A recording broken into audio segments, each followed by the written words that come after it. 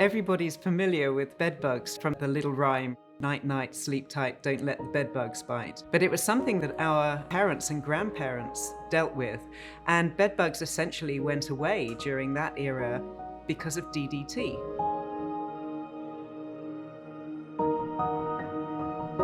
At the beginning of 2000s, they started making a resurgence, particularly in the US. Their population grew extraordinarily fast. When I received this disclosure on bed bugs and I started reading it, I became somewhat disturbed at this problem that was happening in the United States that I was not aware of. And suddenly I became very emotionally or passionately engaged in supporting Nina's efforts. The real issue with bed bugs is that you can't spray them directly because they hide. The creepy thing about bed bugs is that they're coming out at night and they're drinking our blood. Nobody wants to think that that's happening in the safety of their own bedroom. Aprehend is based on a natural fungal disease of insects. These fungi are called entomopathogens.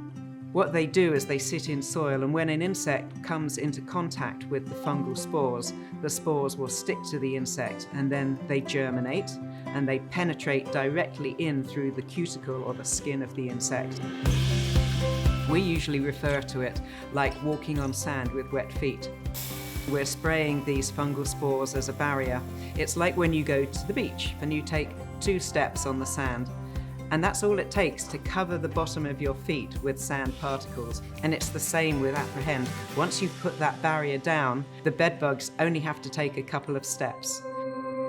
We looked to the Technology Transfer Office at Penn State to see whether there was a way of protecting the intellectual property behind this discovery. We worked with Matt Smith in the Technology Transfer Office. All the credit goes to Nina Jenkins and her team for de-risking and bringing this to market and supporting the commercialization of it.